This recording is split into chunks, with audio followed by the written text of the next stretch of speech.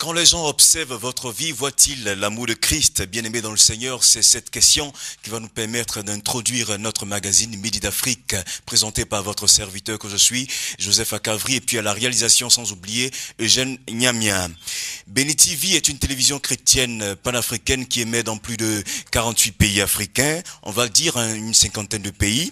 Et puis Béni TV vous propose également des services alléchants, une grille de programmes qui est présenté pour vous avec beaucoup d'émissions qui ont pour caractère instruction, éducation, développement et pourquoi pas et surtout booster votre foi. Nous allons marquer une pause avec Catherine qui nous chante « Je te louerai ».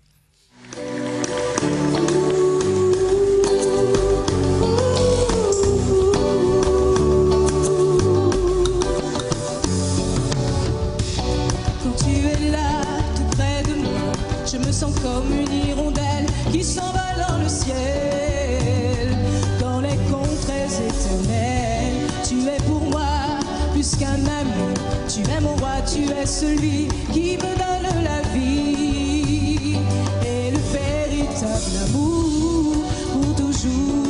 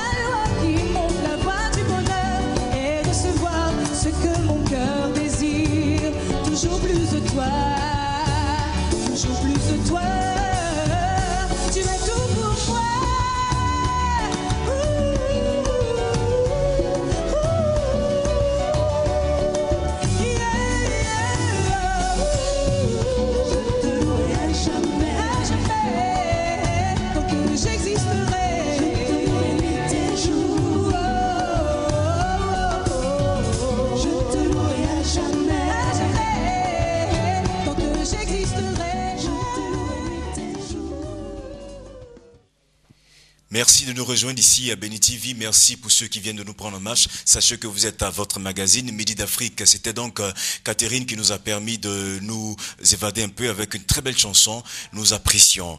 Bien-aimés dans le Seigneur, nous allons tout de suite commencer, comme je le disais tantôt avec Catherine, avec nos rubriques habituelles. Rectificatif d'abord.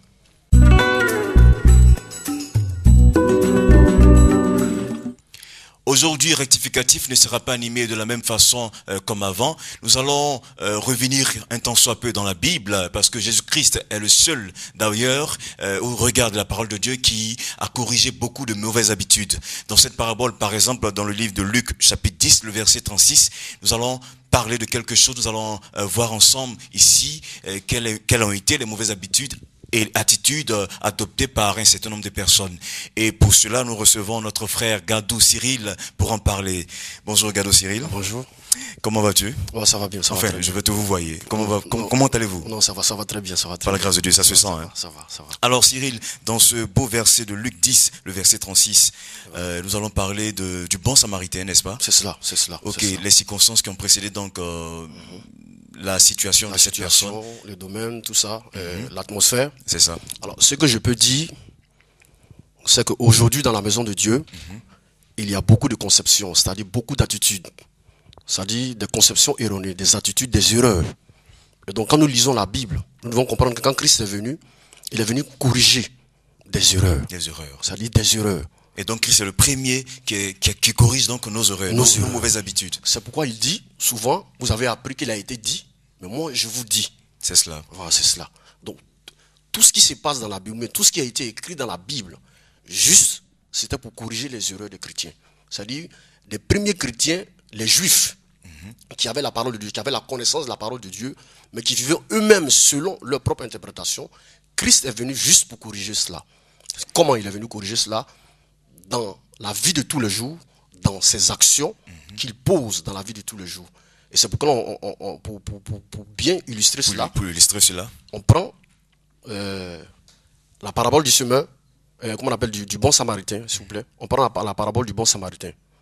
C'est-à-dire, dans le bon samaritain, Jésus-Christ croise un docteur de la loi, et le docteur lui dit que lui, il connaît la parole de Dieu.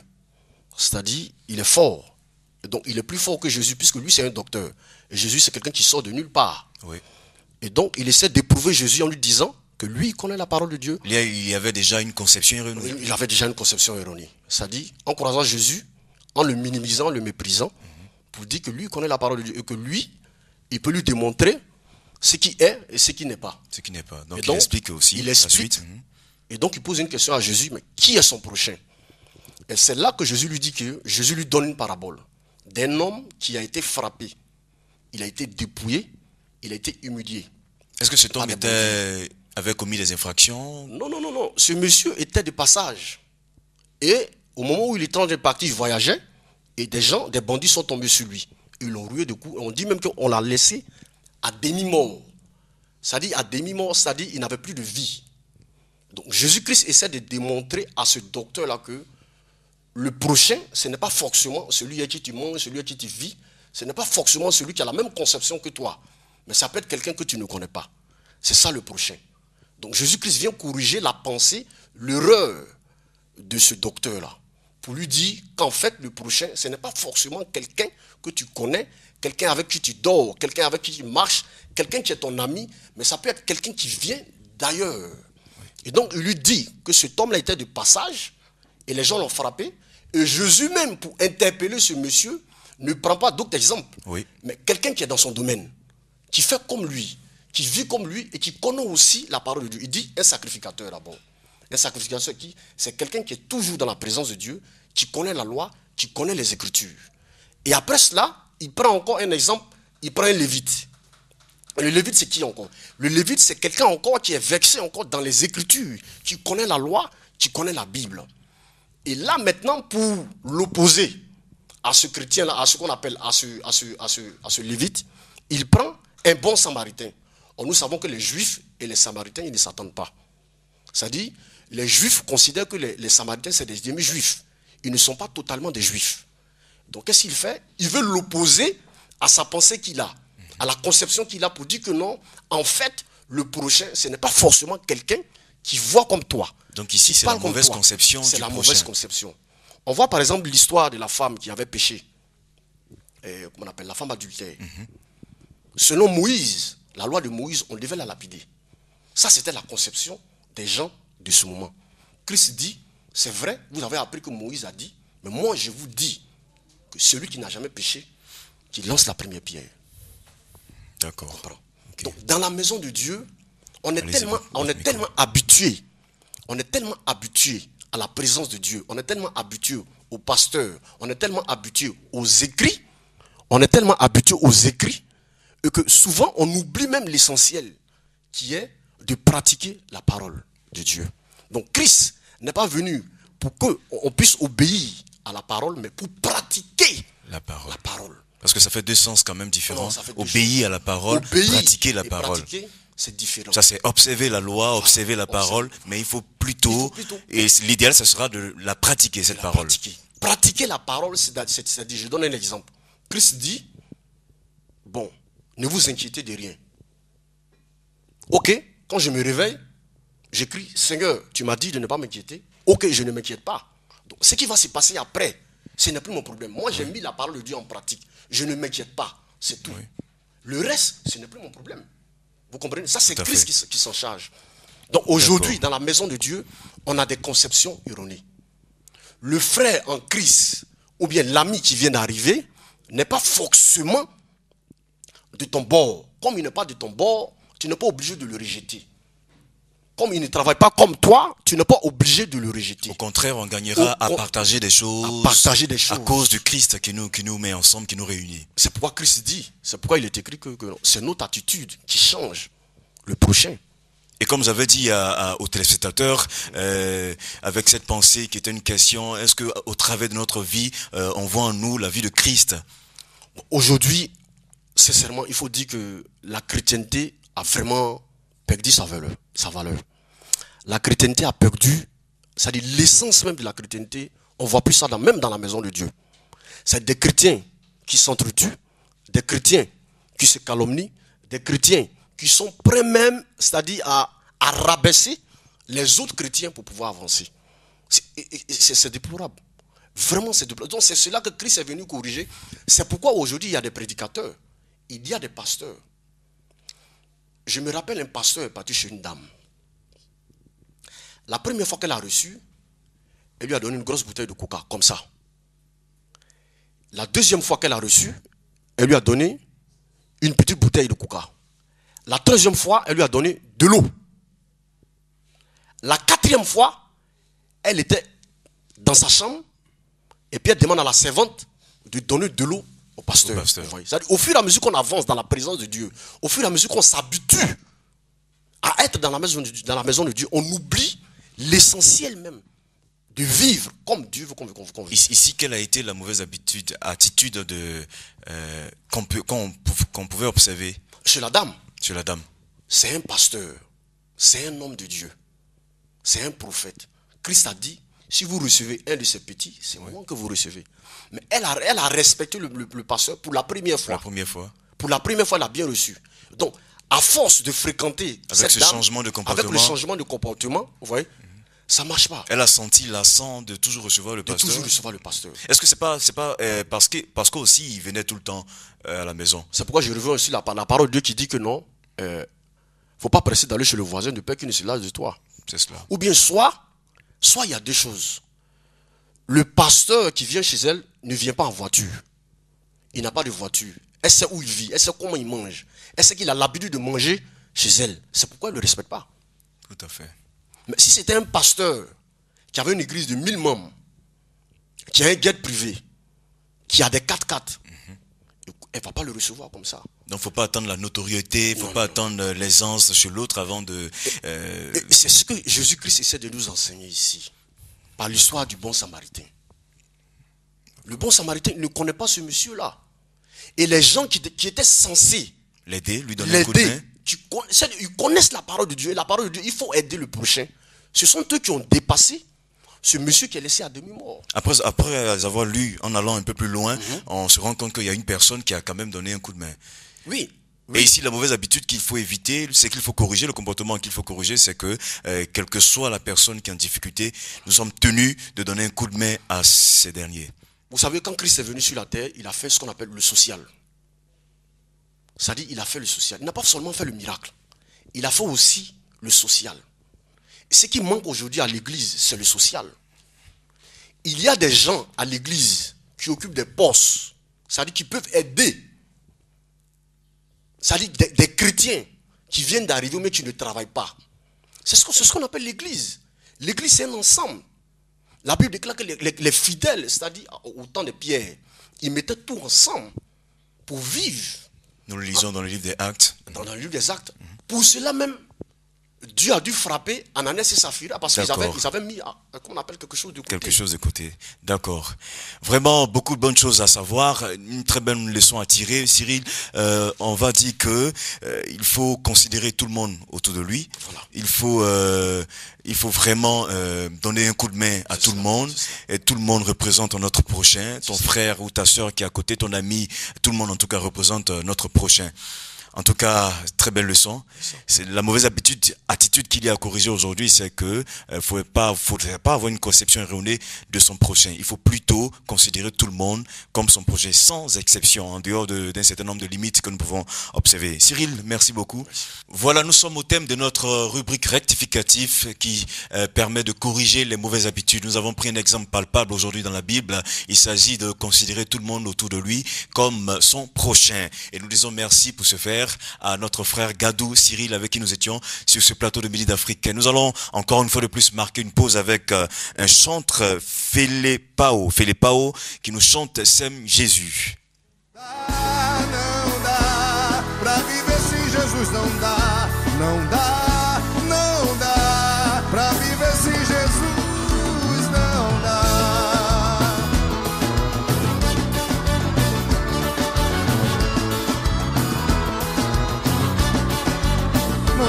viver sem Jesus. É verdade, é impossível.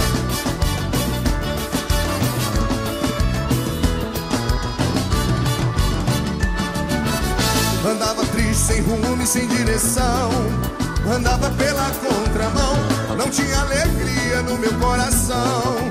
Tudo pra mim era em vão. Mas um dia eu encontrei uma amiga. Minha vida tudo transformou. Hoje sou livre, o que passou, passou. Sou mais que vencedor. Mas não dá pra viver sem Jesus. Não dá, não dá, não dá. Pra viver sem Jesus não dá, não dá, dá, dá, dá, dá, dá. Pra viver sem Jesus não dá, não dá, não dá. Pra viver sem Jesus não dá. Quanto tempo você vai passar insistindo, meu irmão? Não dá pra viver sem Ele. Hoje é impossível viver sem Jesus.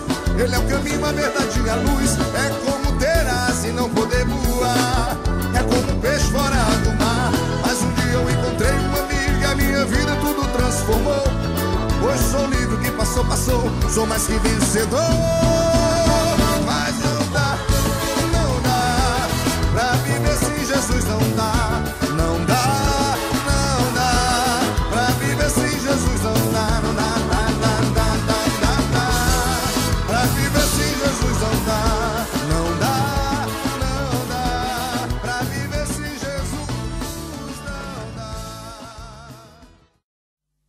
Toujours un immense bonheur de partager Midi d'Afrique avec vous, bien-aimés dans le Seigneur, téléspectateurs de Béni TV. On vous sent très nombreux en ce moment même à nous suivre. Bonjour à toutes et à tous. Pour ceux qui viennent donc de nous prendre en marche, nous poursuivons avec notre deuxième rubrique du jour, En savoir plus.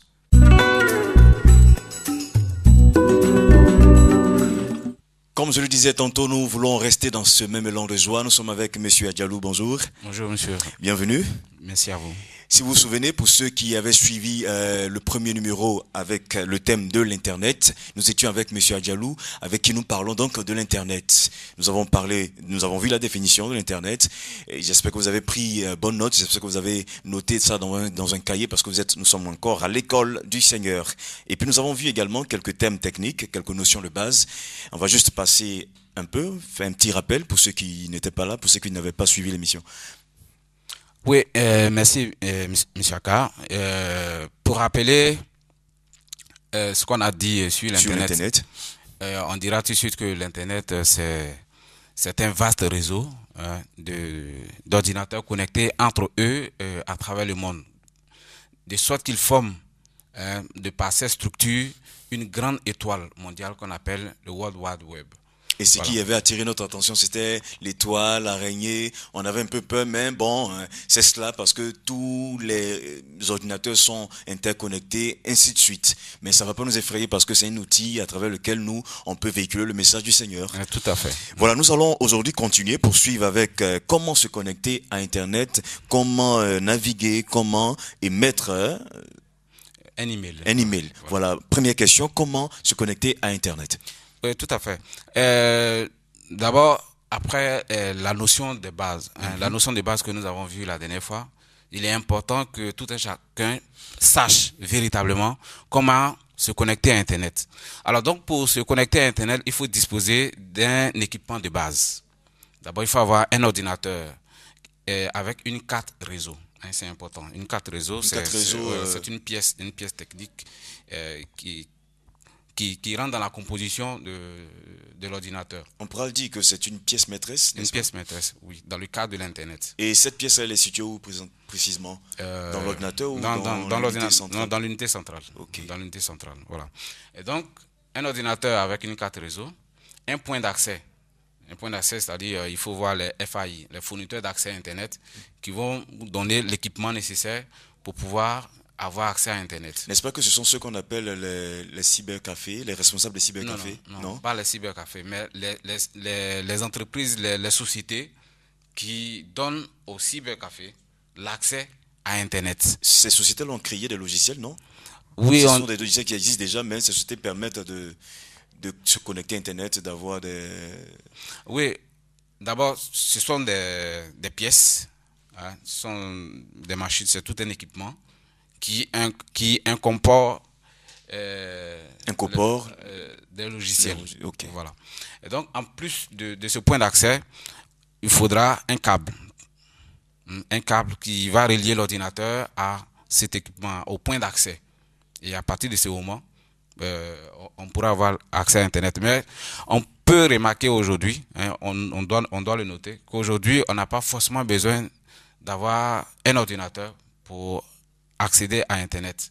On voit de plus en plus des ordinateurs et des téléphones portables à partir desquels on peut se connecter à Internet. Est-ce que ça veut dire que faut carrément pas avoir un ordinateur, il faut utiliser seulement son téléphone portable? Non. L'ordinateur a quand même sa place, l'ordinateur a quand même son utilité. L'ordinateur, c'est l'outil de base. Tout à fait. Mais pour ceux qui bougent beaucoup, pour ceux qui se déplacent beaucoup, on a tendance à les voir utiliser de plus en plus leur téléphone mobile. Le téléphone mobile, Voilà. tout à fait. Bien-aimés dans le Seigneur, téléspectateurs, on ne peut pas parler d'ordinateur sans parler d'Internet. Tout à fait. Il y a un lien, et ce lien, Oui. Le lien, il est, j'allais dire, c'est un lien vraiment étroit. On peut utiliser l'ordinateur sans forcément aller sur Internet. On peut utiliser l'ordinateur pour la saisie des textes, pour traiter des dossiers, pour classer des dossiers, tout ça.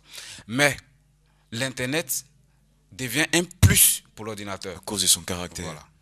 Parce qu'avec avec l'Internet, on peut avoir beaucoup d'avantages qu'on verra plus tard. On va voir plus tard les avantages de l'Internet. Dans nos prochaines émissions. Voilà, tout à fait. D'accord. Nous poursuivons avec comment naviguer. Voilà, comment naviguer. On est connecté maintenant à Internet. Internet n'est-ce pas? avec tous les éléments Voilà, de base. on a tous les éléments de base. Maintenant, il faut utiliser un navigateur. Le navigateur, c'est un logiciel. Un logiciel qui est déjà disponible, qui nous permet de pouvoir avoir accès à Internet. C'est un peu comme un véhicule. Un véhicule qui va nous permettre, qui va nous transporter vers Internet. Et donc, le navigateur, il en a plusieurs. Vous allez le voir généralement sur l'écran de l'ordinateur qu'on appelle le bureau. Donc il y a Internet Explorer, il y a Firefox, il y a Opera, il y a Google Chrome, il y en a plein comme ça. Et donc le navigateur va nous transporter vers l'Internet. Et une fois qu'on a la page qui est ouverte, la page de l'Internet qui est ouverte, en haut il y a la barre de titres. Dans laquelle il faut écrire le nom du site qu'on voudrait visiter. Voilà, donc j'écris par exemple www.benitv.net. C'est un exemple. Par exemple, oui. Voilà. Et donc, à partir de ce moment, je connais l'adresse de la télévision, de Bénin TV. Non, de ce site web. Ok. Voilà. Et donc, le site va s'ouvrir et je pourrai avoir la latitude de visiter toutes les pages que va me présenter ce site web là. Et là, j'ai le choix, selon mes besoins, j'ai le choix de voir là où je vais partir. Tout à fait. Et le deuxième cas, je ne connais pas l'adresse. Mais je veux visiter des pages dans un certain nombre de domaines d'activité bien précis. Dans ce cas, je vais utiliser ce qu'on appelle un moteur de recherche. Et le moteur de recherche, c'est une application web qui nous permet de retrouver des ressources. Par exemple, des pages web, des fichiers, des vidéos, des images. Et c'est ce qui est souvent courant. On n'a pas toujours l'information des sites, d'un certain nombre de thèmes, tout ça, Voilà. de spécialités, tout ça.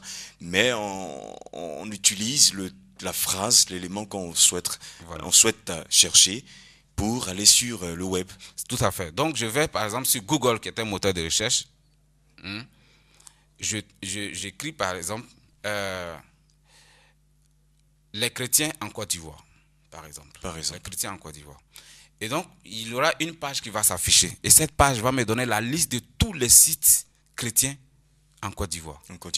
Et donc, téléspectateurs, comprenez que si vous n'avez pas le site de ce que vous cherchez, d'une structure ou d'une maison quelconque, vous tapez simplement sur La barre des titres. La barre de titre, vous tapez seulement, vous saisissez seulement ce que vous désirez avoir comme information. Et puis voilà, le web vous donnera les éléments qu'il faut. Voilà, donc En ce moment, à partir du moment où j'ai utilisé le navigateur, j'ai accès à une liste de sites web que le navigateur me présente. Je le choix maintenant entre tous ces sites-là. Et je choisis, je cherche ce qui me trouve, jusqu'à ce que je trouve ce qui me convient. Ce qui vous convient. Voilà. Tout à fait. J'espère que vous êtes en train de prendre bonne note, téléspectateurs de Béni TV. Nous avons vraiment besoin de nous connecter à Internet via notre ordinateur avec les éléments de base que nous avons déjà cités. Comment émettre donc, vous avez dit, un email. Ou bien comment envoyer un courrier électronique. Électronique. Ouais. D'abord, ça paraît plus pratique, n'est-ce pas? Voilà, on devait avoir certainement un ordinateur pour montrer cela, mais on va voir dans nos prochaines éditions. Voilà, donc comment émettre un courrier électronique? D'abord, il faut être utilisateur, c'est-à-dire que déjà, il faut être inscrit sur un site de messagerie.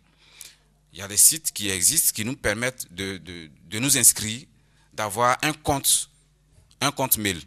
Alors, si j'ai le compte mail, j'ouvre ma boîte, je clique sur écrire un message, j'écris mon message et je l'envoie à mon correspondant, au destinataire. Donc ça veut dire aussi que je connais l'adresse du destinataire. Okay. Dans le cas où je n'ai pas de compte mail... Et là où il faut écrire l'adresse du destinataire, tout est inscrit, tout est affiché sur la page. Oui, même là où il faut écrire le message également, oui. Tout s'affiche. Oui, ce n'est pas vraiment compliqué, ce qui plaît souvent dans Internet. Oui. Tout s'affiche. Tout à fait. Et donc... Dans ce cas, je connais l'adresse du destinataire. J'ai un compte sur un site de messagerie. Il n'y a pas de problème. J'écris mon mail, j'envoie. Mais si je n'ai pas de compte mail, alors dans ce cas, il faut s'inscrire sur un site de messagerie. Yahoo, Gmail, Hotmail. Il y en a plusieurs comme ça. Il y en a plusieurs .com, tout ça. Voilà. Et donc, pour s'inscrire, vous allez voir. Vous êtes déjà membre, hein, le plus souvent. Vous êtes déjà membre. Si vous n'êtes pas membre, on vous demande de s'inscrire. Donc, quand vous cliquez sur s'inscrire, il y a un formulaire qui va s'afficher. Et dans ce formulaire, on vous demande toutes les informations. Votre identification et tout.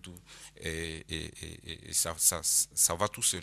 D'accord. Voilà, ça va tout seul. Vraiment, M. Adjalou, il y a beaucoup de bonnes choses à connaître, à savoir sur Internet. C'est pourquoi notre rubrique s'appelle En savoir plus.